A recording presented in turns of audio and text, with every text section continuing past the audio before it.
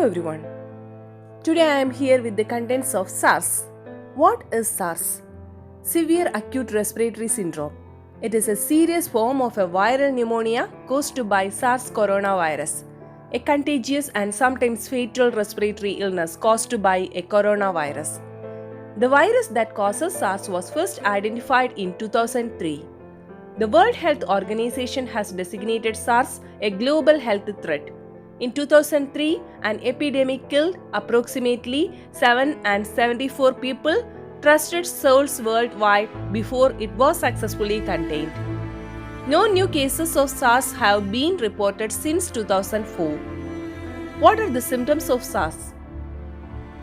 SARS symptoms are similar to those of the flu, which include fever over 100.4 degree Fahrenheit, dry cough, sore throat, problems in breathing including shortness of breath, headache, body ache, loss of appetite, malaise, night sweat and chills, confusion, rash, diarrhea. Breathing issues will be appear within 2 to 10 days after a person is exposed to the virus. The health officials will quarantine a person who present the above symptoms and the family members if they have a history of foreign travel. The person will be quarantined for 10 days to prevent the virus from spreading. How is SARS spread? The SARS can spread when an infected person sneezes, coughs, or comes into face-to-face contact with someone else. Face-to-face contact refers to caring for someone with SARS, having contact with the bodily fluid of a person with SARS, kissing, hugging, touching, or sharing eating or drinking utensils with an infected person. You can also contract SARS by touching a surface contaminated with respiratory droplets from an infected person and then touching your eyes, mouth, or nose. The disease may also be spread through the air, but researchers have not confirmed this. How SARS is diagnosed? Laboratory tests can help identify SARS-CoV virus. These include blood test, stool test, test of nasal secretions, imaging tests to detect pneumonia.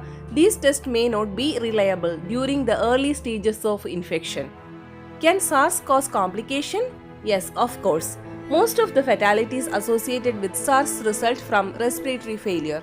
SARS can also lead to heart and liver failure.